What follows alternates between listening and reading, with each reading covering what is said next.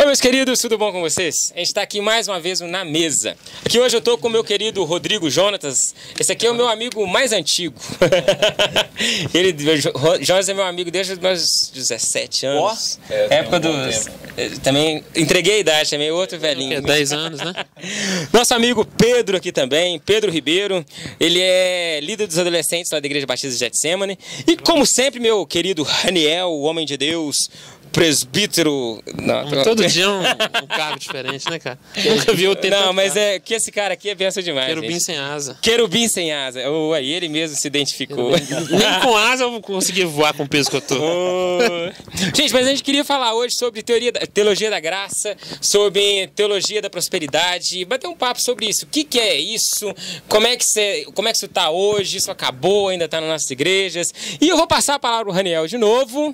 Então, toma aí, Raniel, e fala com a gente. Então, as pessoas estão perguntando ultimamente sobre a hipergraça, graça barata, essas coisas assim, mas eu acho que... O que é graça, Pedro? Responde, o que é graça? Graça. Eu vou pelo arroz, feijão. Arroz, feijão, graça. Isso, graça, favor e merecido de Deus. Assim, em linhas gerais, graça barata é abordada num capítulo do livro Discipulado do Dietrich Bonhoeffer, onde ele explica um pouco sobre essa questão de graça barata como sendo um pretexto para o pecado. Correto? É alguém que tem um pensamento parecido com o pensamento que Paulo também encontrou, né? De que quanto mais pecado, mais graça. Então é uma graça que é usada para o pecado. Você encontra hoje pregadores assim? Você acha que tem no Brasil pessoas que pregam esse tipo de evangelho? Então, aí eu devolvo a pergunta para perguntar se isso é evangelho. Boa. Porque o evangelho não é barato. Então, minha crítica não é só ao discurso em si, mas à forma de pensar qualquer coisa que parte desse discurso, que é uma forma de pensamento. Cara, eu acho que eu sou o ponto divergente aqui. O Jonas, eu tenho quase certeza que está na mesma linha sua. Cara, eu tenho um problema, tanto quanto o Evangelho da Graça, ele é totalmente recriminado, quanto a teologia da prosperidade. Eu vou começar por quê? Evangelho da hipergraça, né? Hipergraça. Barata, graça, então tá, graça barata. Porque o evangelho da graça é o evangelho. O evangelho então, o evangelho da graça, realmente. Isso, a chamada hipergraça. Na verdade, isso. Só para pontuar, não existe uma teologia da graça barata, né? Isso, ela é um... Isso. É uma terminologia. É uma terminologia. Isso mesmo. Pra identificar justamente. essa Mas a questão é, esse movimento, pra mim, ele não começa agora. Ele para mim é uma evolução do que as pessoas chamam de teologia da prosperidade. Aí eu vou começar lá no X da questão. Quem que vai falar talvez a mesma coisa que o Raniel me falou? Para você. Não, melhor, para você, não perguntei. Quem que é o pai da teologia da prosperidade? Um nome. A teologia da prosperidade teve início na década de 50, né, nos Estados Unidos. Eu acho que o principal ícone dela veio depois, né, que ficou mais famoso, é Kenneth Hagin, né? Você concorda também? Inclusive muitos ministérios aqui no Brasil. Cara, aí que é a questão. Cara, eu fui abençoado demais com Kenneth Hagin. Eu converti... Peraí. Não, é que eu quero falar. Não, deixa eu chegar. Peraí, só um momentinho aqui. Peraí. Não, mas a questão não é... A questão não é definir, por exemplo. Essa nossa discussão não é definir se o cara... O que acontece? O cara ele pode ter um erro aqui e ali, mas talvez ele seja... Não estou dizendo que um erro teológico dele defina-o como convertido ou não. Não é esse o caso. Eu não estou dizendo isso. Então, talvez você tenha sido abençoado por ele, mas não é por isso que a ideia dele está certa, entendeu? Com certeza. Mas aí eu quero chegar na ideia dele. Por exemplo, talvez você já leu, provavelmente. Você já leu o Kenneth Hagin? Não. Você já leu o Kenneth Hagin? Já li. Já leu? Cara, quando eu peguei para ler o Kenneth Hagin, eu não sei se eu entendi errado, então talvez eu entendi errado. Mas eu não vi simplesmente ele pregar o Evangelho da Graça, como muitas vezes é distorcido. Porque uma coisa existe um Evangelho da Graça, que ele é distorcido. Mas existe também eu acho que um mover de Deus, cara, naquele período ali, naquele cara mesmo, para alguma necessidade da igreja. Como eu vejo também hoje no Evangelho da Graça, hipergraça. Isso. Desculpa, é maneira de dizer. Mas eu vejo hoje que tem alguns caras que distorcem. Eu vi um cara esses dias que ele distorce completamente tudo isso. Mas tem alguns caras aí que são considerados pregadores dessa hipergraça. Que, cara, eu não consegui achar. Ele é fã. Não. Mas aí me fala, por exemplo, sabe a questão que o Pedro falou? Que a hipergraça, ela defende, é uma autorização do cara para pecar.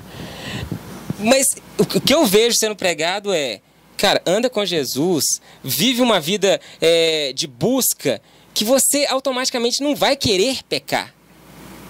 Não é, você tá entendendo? Que a gente fala assim, não pode pecar. Mas ao mesmo tempo, quando eu falo, tira o foco do pecado, vamos focar aqui em Jesus. Eu quero Jesus. Por estar ao lado de Jesus, eu simplesmente, não quero pecar não, Jesus está aqui comigo. Não é que é autorização para pecar, simplesmente eu não quero isso. Eu tenho uma graça que me salvou, não é pelo meu mérito, não é pelo que eu faço. Mas eu não quero pecar. Ih, agora ficou um silêncio. Cri, cri.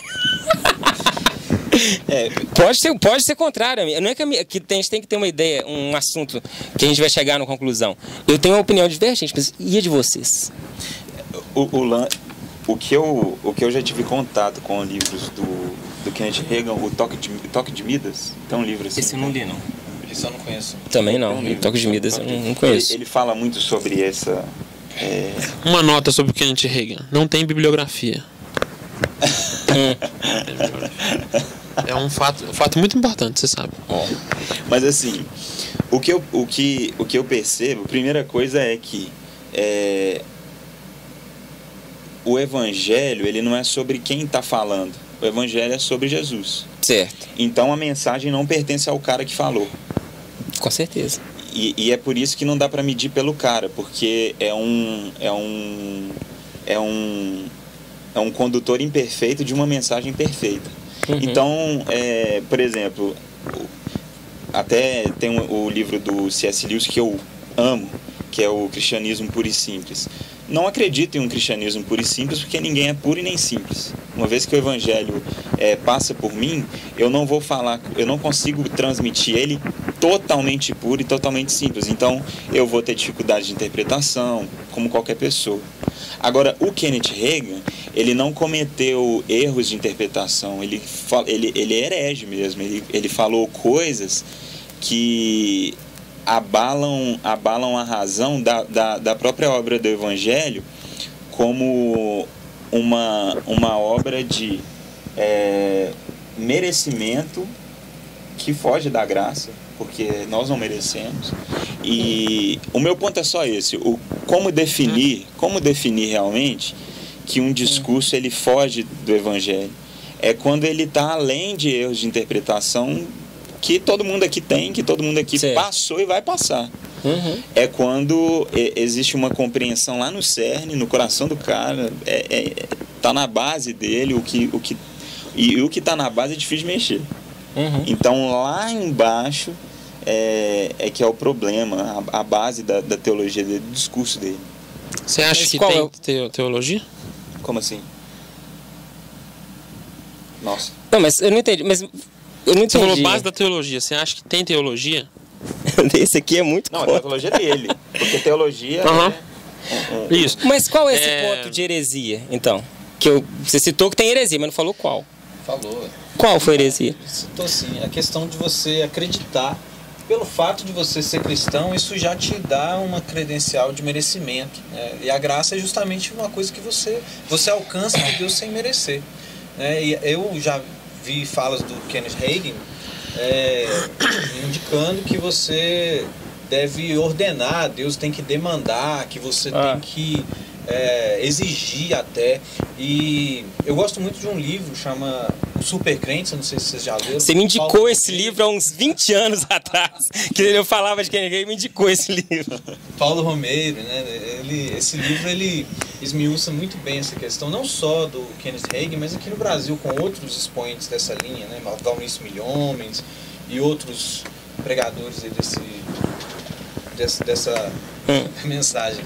Eu falar o evangelho, não essa mensagem. É porque a ideia de comprar Deus. Mas aí, termina a sua fala, depois eu falo sobre isso aí. Isso aí vem muito de... Eu acredito que isso teve uma força muito grande, principalmente aqui no Brasil, porque na década de 70 e 80, os índices de desenvolvimento sociais aqui eram muito baixos, eram muito ruins mesmo. Então a gente tinha mortalidade infantil terrível, o índice de alfabetização das pessoas era baixíssimo, poucas pessoas com escolaridade, e a gente tinha, a Igreja Católica era o maior expoente cristão do Brasil, era a Igreja Católica. E para você se tornar um padre, um missionário católico, alguma coisa, a Igreja Católica exigia uma formação muito rigorosa, né? Eram anos de seminário, enfim, tudo. E essas igrejas chegaram no Brasil e elas já foram incorporando as pessoas na simplicidade delas, o que por um lado foi bom, porque popularizou o evangelho, popularizou as igrejas e tudo, mas por outro lado foi ruim, porque você já colocava essas pessoas sem dar para elas uma formação sólida em posições de liderança e ensinando para elas essas questões, né, que você podia demandar, você podia exercer essa autoridade espiritual, não só sobre os seus problemas, mas às vezes sobre as outras pessoas da igreja também, né? Exatamente. Mas a gente tem... Esse para mim é um ponto crítico. Mas aí que é a questão. Realmente é um ponto crítico. Mas aí é a questão. Isso aí, se você falar assim, determinar para Deus, concordo. Tá errado. Mas vocês já pararam para pensar que talvez vocês estão entendendo o negócio errado? Não, sério. Às vezes, gente, eu acho que muitas vezes tem algumas coisas que a gente ouve que a gente rejeita de cara, a gente não para ouvir o que o cara tá querendo dizer na verdade. Por exemplo, eu vou te dar suponhamos que exista um soldado e um general. O general diz pro soldado, vai em determinado campo inimigo e destrói tudo. Agora vamos mudar isso aqui. Existe eu e Deus. Se fosse usar essa patente, quem é o general e quem é o soldado, quem seria o soldado e quem seria o general? Não, beleza, mas... Soldado é a gente. Não, certo. eu tô querendo... Não, mas aí então tá. Eu sou o soldado, Deus é o general. Beleza. A partir daí, a gente tem já... Claro que eu não posso dar ordem pro general. Mas o general, ele vai dar a ordem para mim e a partir daí eu tenho que executar essa ordem. O que eu estou falando é, Deus, eu acho que ele dá uma determinada ordem, ele já deu determinadas ordens na Bíblia, ou então ele está dando determinadas direções, que eu simplesmente vou lá e falo assim, olha, em nome de Jesus, isso, pronto, acabou. Mas aí, ao mesmo tempo, quando eu digo isso para determinada coisa, a pessoa fala, não, mas eu estou dando uma ordem para Deus. Por exemplo, Deus, a respeito da cura. Suponhamos que o cara tenha dom de cura. Melhor, vou ser bem sincero, trazendo para algo bem claro. A respeito de nós, na cura nossa. A Bíblia fala que Jesus já levou sobre si todas as nossas enfermidades. O castigo que nos traz a paz estava sobre ele, sobre suas pisaduras nós fomos sarados. Eu concordo com o Kenneth Hagin que eu já tenho essa cura. Ou seja, quando Deus já me deu algo, eu simplesmente não vou pedir para ele, para falar, Senhor, em nome de Jesus, o Senhor tem que me curar. Não, em nome de Jesus, me cura agora, dando uma ordem para Deus. Não, simplesmente eu estou dizendo para algo que está em mim, para aquilo acontecer. Mas aí eu falei, Jamil, você já teve doente. Aí é outra questão. Qual é o nível que eu quero andar com Deus? Qual é o nível que eu estou exercendo de intimidade com Deus? Será que realmente eu estou vivendo uma vida em alto nível espiritual ou eu estou vivendo aqui ainda? Eu acredito que tem a possibilidade de a gente viver um nível mais... Cara, não. Aí você vai falar do espinho da carne, o espinho da carne não se desespere. Exatamente o que é. O meu nível não é maior que nenhum apóstolo. Né? E eles morreram. 12 morreram de...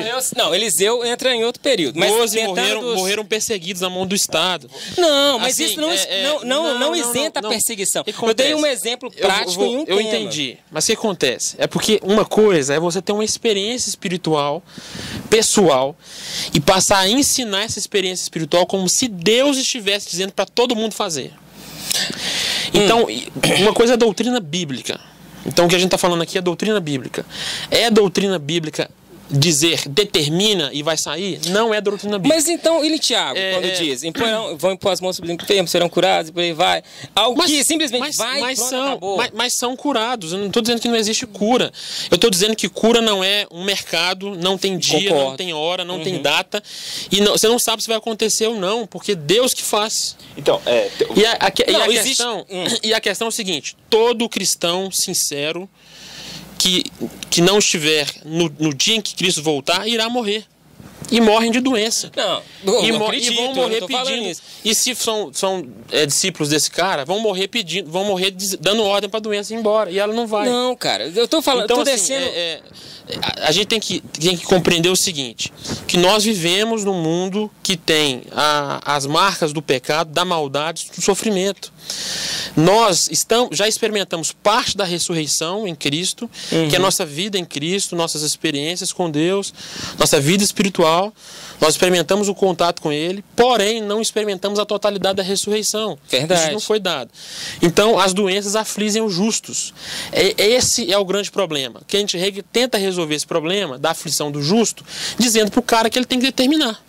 Não, cara. E essa não é a eu entendo resolução. a questão da Deus determinação, faz milagres. Mas o foco. Isso é eu um acho fato que Deus não faz é Deus, milagres. Não é a ordem para Deus. Então, eu acho que o que.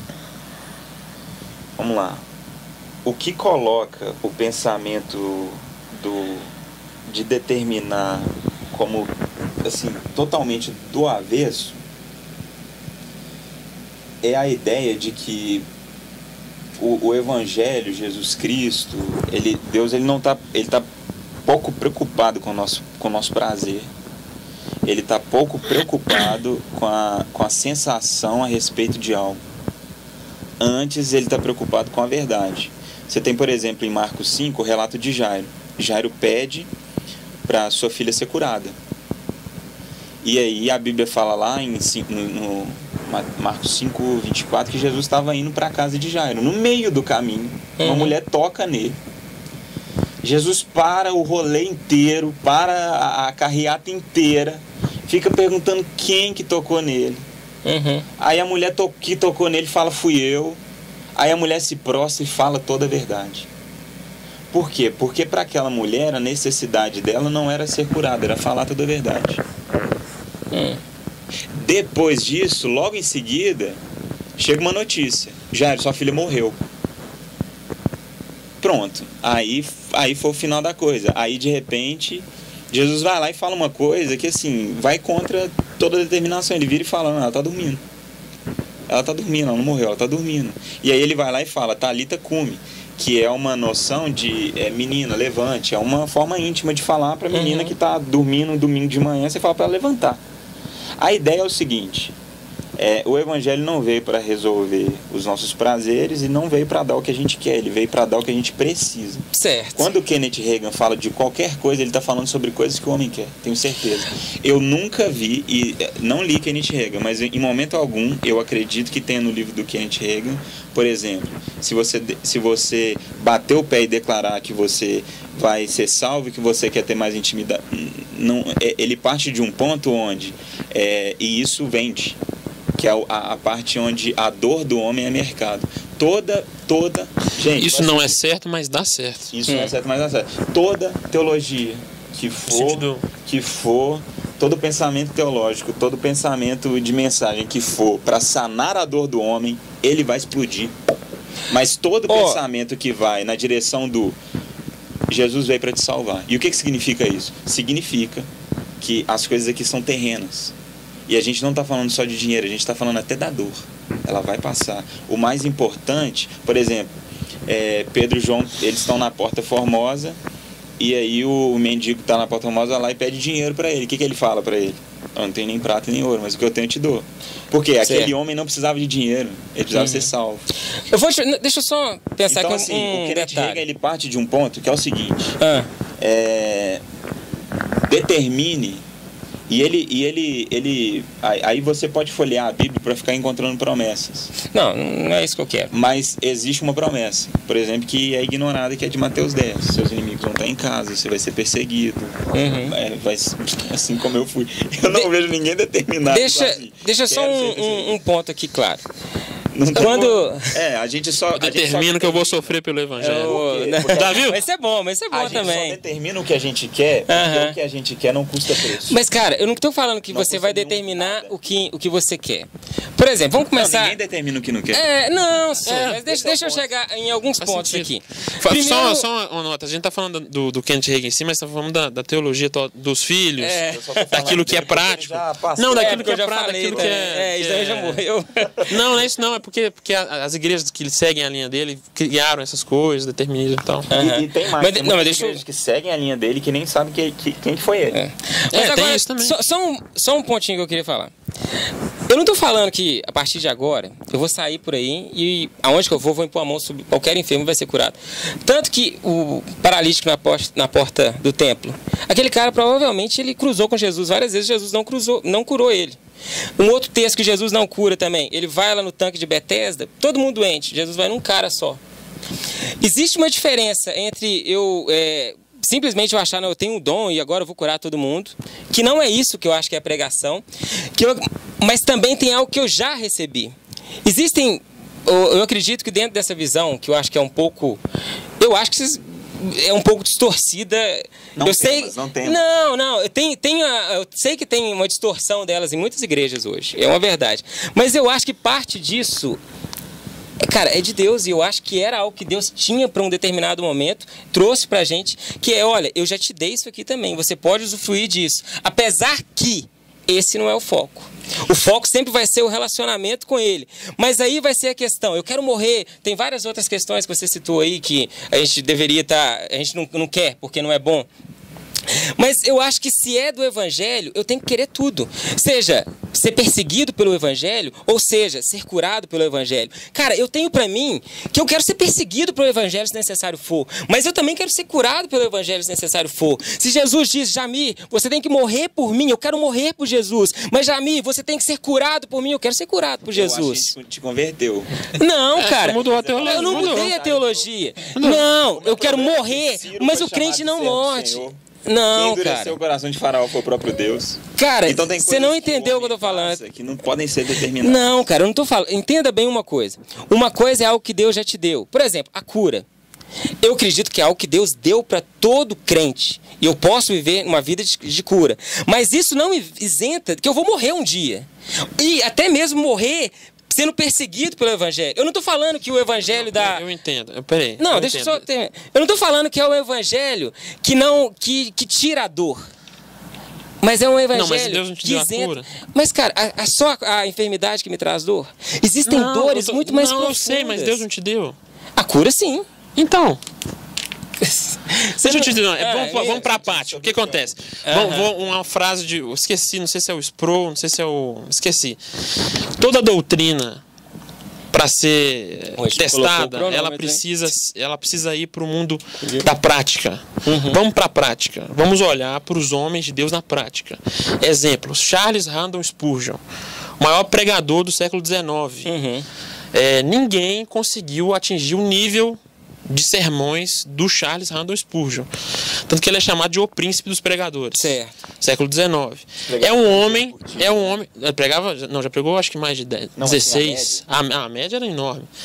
Era um homem de doença. Ele viveu a vida inteira doente, praticamente. Era um homem com muita debilidade física. Mas a questão é, o Charles Spurgeon, ele sabia tudo de Deus? Ele sabia tudo, ele já vivenciou tudo, então cara. Ninguém sabe nada de Deus. Não, eu não tô falando isso. Sabe por quê? Eu tô falando que nem todo mundo... Olha pra a você gente não ver, na detém Bíblia, toda a revelação. aí que como tá. Eu, nem ele, nem ninguém. Aí que tá, peraí, eu vou atingir o problema. O problema é o seguinte, o problema é quando você parte para compreender a vida da Bíblia e quando você compreende a vida e parte da vida para a Bíblia. Eu vou te explicar melhor. Você parte de uma compreensão pessoal e coloca no texto. Uma coisa é quando você faz isso, você parte de uma compreensão pessoal e coloca no texto. Outra coisa é quando você parte do texto e vai para a vida. Entende, mais ou menos? Então, por exemplo, você tem várias pessoas na Bíblia que eram doentes servas de Deus. Timóteo, Paulo, o Trófimo, né? Trófimo, se eu não me engano, várias pessoas doentes, servas de Deus. O Timóteo tinha problema no estômago. No final de Timóteo, Paulo fala o Paulo tinha problema de vista. Talvez esse não era o espinho na cara, mas ele tinha problema de vista, que o impediu de pregar. A gente não pode dizer o seguinte: agora você converteu, agora você está curado. Se você não foi curado, é porque você não tem um nível com Deus. Não estou falando isso. Não foi isso que você disse. Então tá, eu me você não tem um nível. Não, peraí. peraí. Não, calma, só, não tô discutindo, não. Não, você não. tem um nível alto com Deus. Gente, eu falo alto pra caramba. Então, assim, às vezes o pessoal, lá em casa, o pessoal acha ninguém tá que a brigando, gente tá não. conversando, Viu? o pessoal acha que a gente tá brigando. Não, Eu sou extremamente... Mamma mia. Aqui, então assim, você não tem um nível, mas aqui, qual que é o nível do Charles Spurgeon? A gente não define o cristão por nível. Todo cristão tem o mesmo nível. Certo. Vou voltar para o Evangelho da Graça. A graça que atinge o cristão é a mesma graça. Ninguém merece. Não há nível no cristianismo. Tá? Não há nível. Um tem um nível maior, outro tem um nível menor. Tem nível de enchimento do Espírito Santo, lógico. De um crente estar frio, espiritual, o outro não. O outro está fervoroso. Uma época você está desanimado, outra época você está animado. Mas Deus não é meritocrático nesse sentido. Ele não fica pegando Pedro aqui e fala: Pedro, você vai ser curado porque você é um cara de um nível maior. Agora eu vou te fazer uma pergunta. Eu já fui abençoado por Deus na vida. Todos os crentes experimentam a bênção de Deus na vida, nas experiências. Tem coisas que Deus me deu que eu falava assim: não, mas nem estava orando pedindo. Eu nem estava em oração hoje e Deus me abençoou. Se for depender de nível, amanhã todo mundo está morto. Não, tudo bem. A questão de nível não é bem o termo. Não, mas eu sei, mas o que eu estou querendo dizer? Estou querendo dizer o seguinte, que não é assim. Quando você olha para a Bíblia, você compreende que não é assim que funciona. Não é desse jeito que funciona. Então, Deus deu a cura? Deu. Aonde Deus deu a cura? Na ressurreição, todos nós seremos curados. Literalmente seremos curados. O problema da doença, da dor, já foi solucionado em Cristo. Por quê? Na nossa vida em Cristo, quando nós vamos ressuscitar com Ele, isso já foi solucionado. Isso não vai nos afetar. A morte já não nos atinge mais. Não há condenação para aqueles que creem em Jesus. Essa é a ideia. Nós não experimentamos completamente isso ainda. Mas isso já é um fato notório. Então, na vida, aqui, grandes homens de Deus sofreram, ficaram doentes, precisaram de médico e eram grandes homens de Deus. Certo. Então, Billy Graham, ele sofreu por câncer há muitos anos. Pastores, pessoas, enfim, várias pessoas com dores, doenças. Não é uma simples coisa assim: você já tem a cura, procure um nível com Deus e você vai conseguir a sua cura. Então, assim, é só para dizer bem claramente que não é assim que funciona. Infelizmente, o sofrimento, ele faz parte da vida, infelizmente. Não tem como explicar por quê, mas faz. Não, tem porquê. Pecado. Mas a gente não sabe por que Deus permite. Ele permite que aconteça. Mas nós temos a grande esperança, que é que Cristo irá nos dar uma completa... Eu concordo com tudo que você falou. Só tem um detalhe aqui. Houve algum desses homens que você citou, tanto da Bíblia, tanto grandes pregadores, tanto homens de hoje de qualquer lugar, que eles tinham um entendimento completo de tudo que Deus quer para nós? Jesus. Aí que tá. Jesus. Jesus, que acontece? Eu tô falando aí que tá. Desses eu ia falar isso. Porque aí Jesus peraí. A questão do conceito. Eu ia falar isso antes de tudo, eu ia falar, mas acabei que não falei. Desde Cristo, todos têm a máxima compreensão de Deus. Desde Cristo, a máxima compreensão de Deus. Jesus é a máxima revelação de Deus, Hebreus capítulo 1. Outrora, Deus falava através dos profetas, agora Ele fala por meio do Filho. Só pelo Filho. Certo. Jesus Cristo é a máxima revelação de Deus. Certo. Então, mas o Filho ele se a máxima revelação de Deus. Da palavra. A máxima já foi dada. Não, eu não tô discordando disso. A máxima revelação já mas foi a gente dada. entende tudo que Jesus é? A gente entende mesmo tudo que Jesus é? Não, cara, mas você entende tudo da Bíblia? Por exemplo, a gente tem vários pontos discordantes aqui. Então, será que a gente entende tudo o que acontece? mesmo? A igreja tem vários pontos que ela se discorda. A gente vai virar... Tem a igreja fulana que crê de um jeito... Igrejas sérias. Não vou nem Não, mas citar. aí... Mas igrejas sérias que têm pontos de vista muito diferentes. Eu não tô falando de prática eclesiástica. Não. Não tô falando disso não. A gente entra... Eu não tô falando disso não. De sábado, de usar roupa. Não tô falando disso não. Não, mas eu tô falando de uma doutrina bíblica. Não, eu tô falando de doutrina bíblica. Eu tô falando do seguinte. De você virou e disse assim... O cerne do evangelho. Isso. Você virou e disse assim... Entendi. Mas ele... Qual que é a compreensão dele sobre Jesus? A compreensão é a máxima. Todo cristão tem a máxima compreensão de Deus. Essas briguinhas de sábado, isso é periferia. Certo. do evangelho. Isso não é nem o centro. Isso aí a gente briga hoje sobre batismo por imersão e por aspersão, mas são os dois crentes com o Espírito Santo, não tem nada a ver isso aí. Isso é uma briga nossa. A gente briga por causa disso. Não sei porque que a gente briga. É calvinista brigando com arminianista até hoje. Briga de 500 anos. Eu não estou falando disso, não. Estou falando que o seguinte, que a máxima revelação de Deus é Cristo Jesus. Certo. E a vontade completa de Deus nossa. está nas escrituras sagradas. Então, essa é a vontade de Deus. Completa está lá. Então, o que eu estou dizendo é o seguinte. A gente não pode definir níveis de compreensão. O Paulo não tinha compreensão, então, que Deus podia curar ele. Cara, mas Entende? aqui, aí você está, de certa forma, endeusando, falando assim, alguém chegou no limite do que pode se crescer no Evangelho, do que se pode saber, ou na plena compreensão. Eu estou dizendo. Já mudou.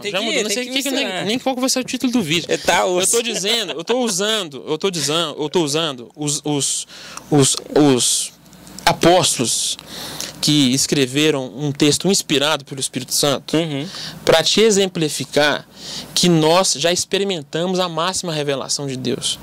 Não há níveis de conhecimento nesse sentido. Nós já temos o conhecimento máximo de Deus, que é Jesus Cristo. As experiências não definem o conhecimento, não definem isso, entende? Elas são dadas.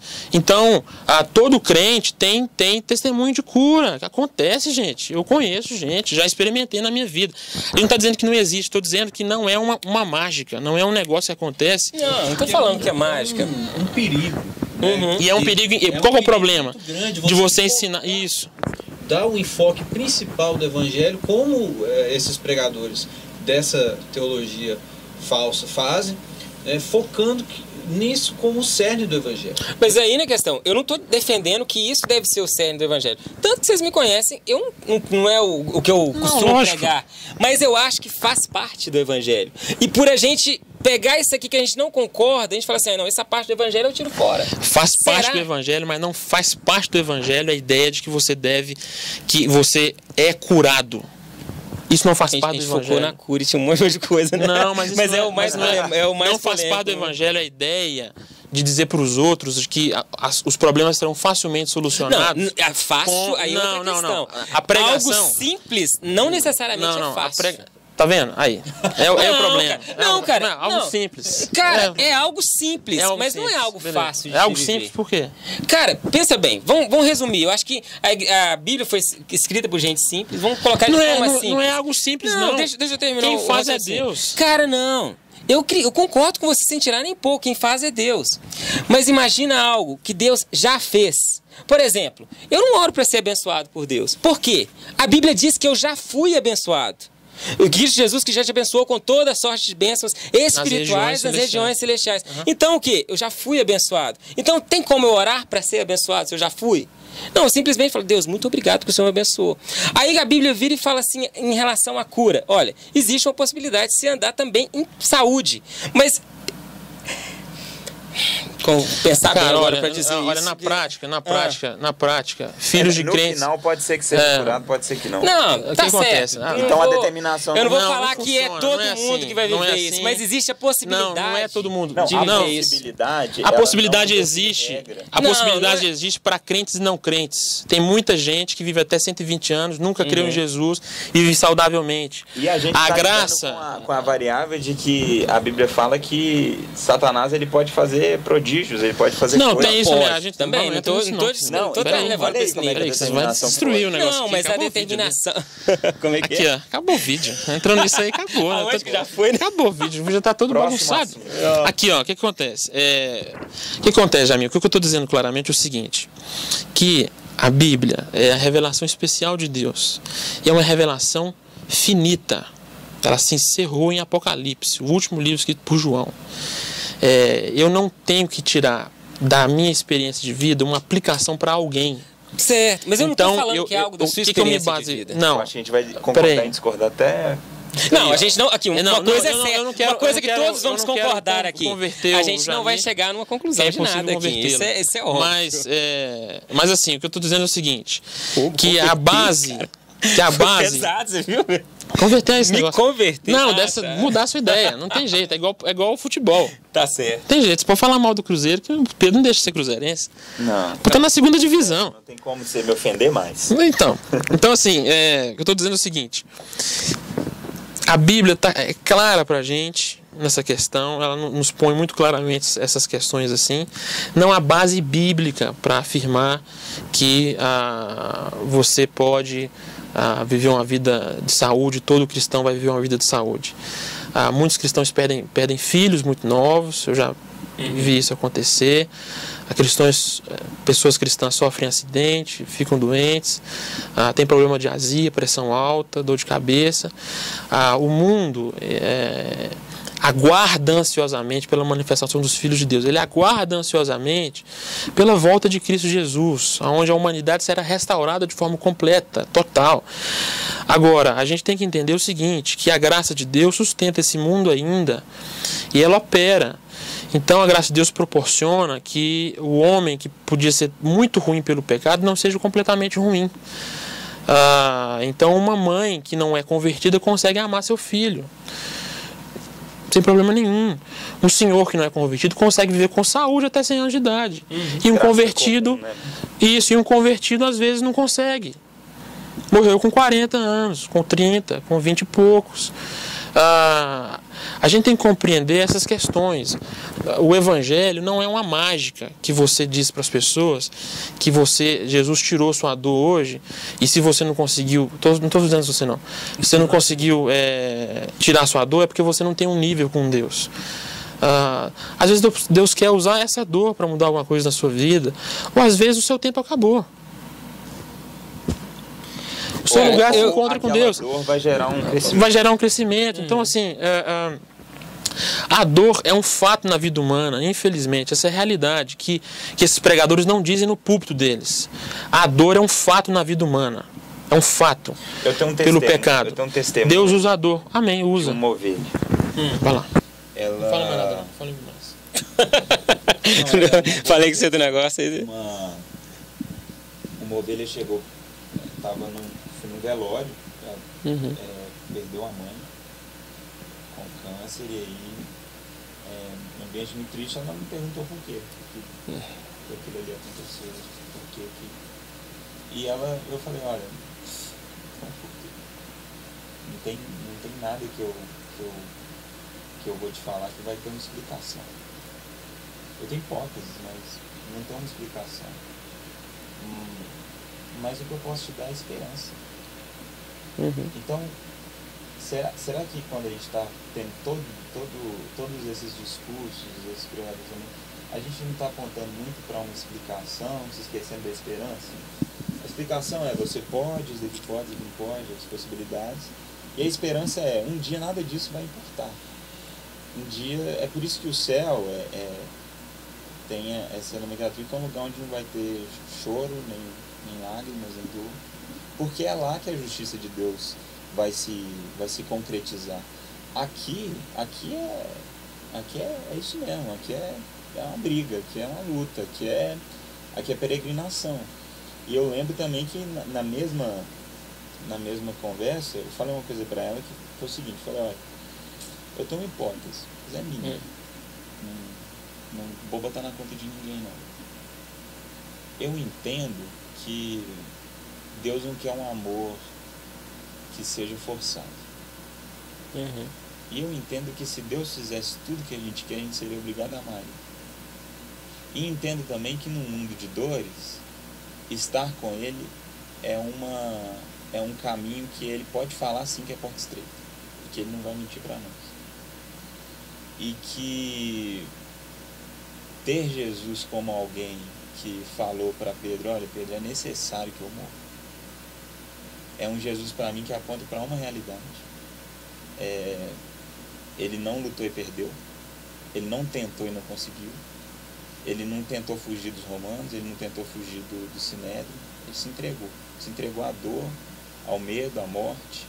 Mas como é que ele resolveu isso? Com esperança. Com um final feliz. Então assim, a pergunta, vou deixar essa pergunta para vocês, o que é mais fácil, curar alguém ou dar esperança? Da esperança. Então dê esperança. A cura ela vai ser condicionada talvez a uma pessoa não transformada. E o que a gente tem mais problema é de gente que recebeu coisas, mas que está endemoniada, que passou num curso de 7 não sei o que e não converteu. Então o lance é da esperança. Quando eu prego a esperança. Cara, eu concordo. Eu até oro por cura. Eu até oro que Deus, que o Senhor cure. Mas uma coisa eu faço também. Eu gosto dos finais da história de Jesus. Vai, não peques mais. Sua fé te salvou. Não contes para ninguém. Entre outras coisas que Jesus aponta para um final de história sobre cura, sobre, enfim, que é o seguinte, isso foi legal, isso foi marcante, mas você não tem ideia de como vai ser revigorante estar no céu e estar na eternidade. Como é algo muito maior. Muito maior, verdade. Muito maior. É por isso que eu falo, quando a discussão é pequena, quando a discussão ela parte de um ponto que é muito comum para todo mundo, se a gente for falar de futebol, esse vídeo é... Se eu for falar de uma coisa que todo mundo... Agora, quando se fala da verdade, é necessário que as pessoas entendam a verdade. Então é por isso que a teologia da prosperidade é tão atrativa, porque é uma coisa que é fruto de suposição, como o Daniel fala. É evangelho, não é? Poxa, a gente conhece tantos cantores que fizeram músicas lindas, mas que têm a vida destruída. Por quê? A música não é dele. A música não é dele, a música é de Jesus e vai servir para quem precisar. A gente tem pregadores que caíram, que se desviaram. A palavra dele alcançou, porque aquilo ali não é sobre ele. Tem gente que cura em nome de Jesus? Cura, mas é porque é em nome de Jesus. Não, e talvez nem salvo o cara eu não estou isentando isso. Então assim, eu acho que essa irmã, ela me deu uma sacudida lá. Assim, pô, por que acontece? Não tem porquê, não é justo. Não é justo, aqui não é justo. Não tem como se falar pra mim que é justo. Se eu te perguntar como é que foi seu dia ontem, você vai perceber como muito não é justo. Mas me apega a esperança. Cara, aqui eu acho que a gente tem... O que o Raniel falou, o que o Raniel, acho que você comentou, acho que foi aqui ou foi em alguma conversa, eu acho que a base do evangelho, ela não pode ser mexida. Eu acho que todos nós concordamos com a mesma coisa. Cristo morreu por nós, a nossa salvação é por meio dele. Não tem o que eu faça para merecer isso. Mas, agora, no que eu creio. Cara, eu defendo que existem algumas coisas que Deus já fez por mim e eu posso usufruir daquilo. Aí você fala assim, mas por que fulano, ciclano, beltrano, não usufruíram? Cara, eu só posso usufruir aquilo que eu sei que eu tenho. E não necessariamente isso vai ser fácil também. Porque uma coisa é eu saber isso com a minha mente, outra coisa é eu saber no meu espírito. Eu acredito que Deus tem um propósito, que Deus tem essa possibilidade de eu viver livre até mesmo da enfermidade a partir daqui. Mas isso não isenta da enfermidade chegar em mim. Mas eu posso falar assim, não, mas eu não quero isso. Porque eu creio numa cura. E a partir daí eu viver uma vida de cura. Mas a chave é, isso não é todo o evangelho. Se essa é a base do evangelho a ser pregada numa igreja que desenvolve esse pensamento, aí está errado. A base do evangelho é Jesus morreu na cruz por todo homem, por cada um. E não é o nosso mérito que fez isso, que vai nos levar à salvação. Mas outra coisa é, junto com a salvação, eu recebi isso aqui de Deus. Mas eu só posso usufruir desse bem, desse presente, a partir do momento que eu sei que eu tenho ele. Eu tenho um problema sobre esse tipo de pensamento, que a base pode sim ser mexida. A base pode ser mexida? Pode ser totalmente mexida. A gente pode usar o nome de Jesus para pregar o Espiritismo, por exemplo. Não. Então, pode ser mexida. E uma verdade boa, ela não... Isso é vida. Uma boa verdade não destrói uma mentira. Não destrói. Por exemplo, é lindo perceber um cara que não trai a esposa. Maravilhoso. Um cara que não é viciado em pornografia. Um cara que gosta de intervenções sanitárias na cidade. esse cara era Hitler. Então, eu tenho uma dificuldade para esse lance de vou me apegar a alguns pontos bons aqui, e aí tem um ponto que colide com todos os outros. Por exemplo, Jesus ele fala o seguinte, ó, o homem prudente é o homem que constrói a casa sobre a areia, aí vem a onda e leva embora. Certo. E o homem sensato é o que constrói sobre a rocha, ele fala que ele é a rocha.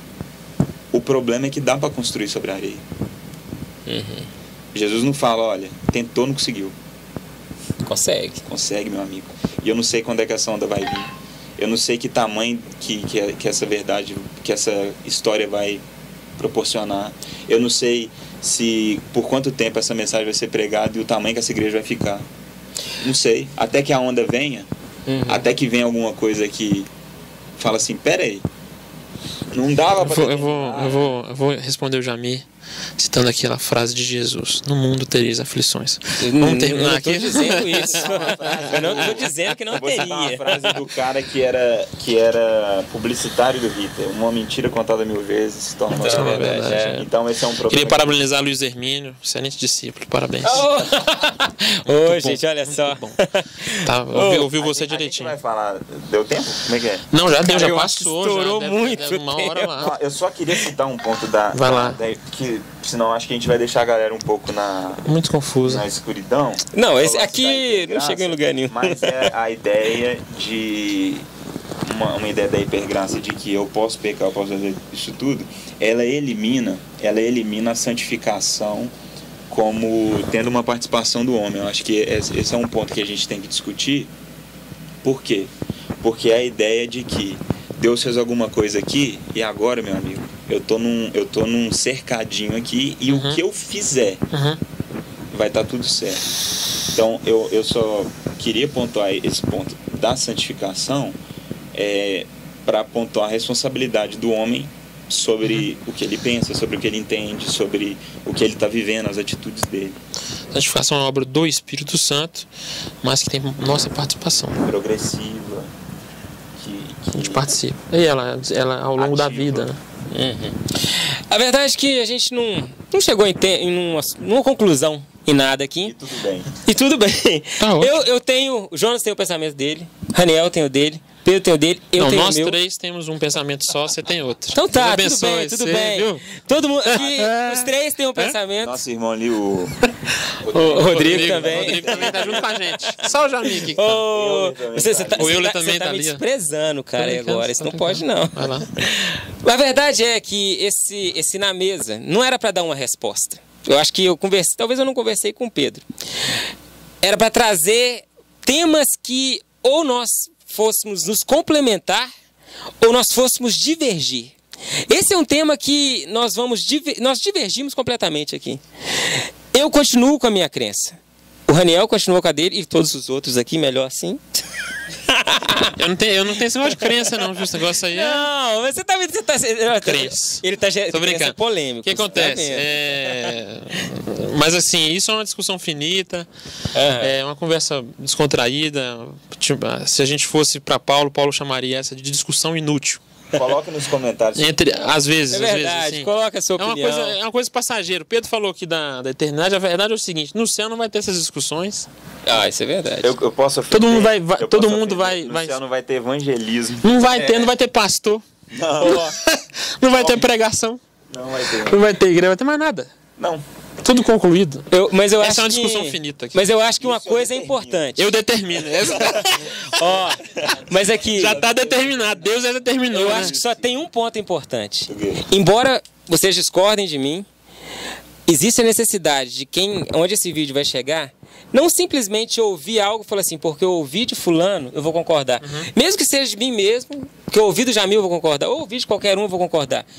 Primeiro eu vou examinar, eu vou tentar olhar o que a Bíblia diz a respeito disso e eu vou chegar à minha própria conclusão. Porque eu acho um grande problema nas nossas igrejas, a partir dessas mesmo, que a gente vê tanto essa teologia que eu acho que aí é distorcida, não é literalmente o que eu defendo. que a pessoa não tem um pensamento próprio, ela simplesmente vai replicar aquilo que ela ouviu. Aqui você tem vários pensamentos sendo expostos. Cabe a você orar a Deus para que Deus possa falar no seu coração o que é realmente o correto. Tô com medo. Então, clama a Deus que o Espírito Santo está dentro de cada um de nós aqui. A gente pode divergir, mas uma coisa eu acho que todos creem. O Espírito Santo está dentro de cada um de nós. Tá? Amém, amém. Então, Amém. Seja um bereano, santo varão. Mas se o Espírito Leia a Santo falar Bíblia. alguma coisa Que não está na Bíblia, você não, que ignora. não está na é o Bíblia, Espírito não Santo, acredito. beleza? Mas Se falar além também. Se não me engano, Nossa. se você achar alguma coisa que em 500 anos de reforma protestante... Ninguém achou. Cuidado. Depois de 2000 anos o Espírito Santo agindo, o cara descobriu uma coisa nova agora. Foge desse pregador, santo varão. Ô, gente, mas Deus abençoe. A gente se vê semana que vem. Use máscara. A gente tá sem máscara aqui, mas tem álcool, já passa o álcool aí todo mundo. Não precisa passar não, você já foi curar. Meu irmão. Oh, mas você quis ser polêmico até no final, né, ô irmão? Mas Deus abençoe, meu querido. Com Deus.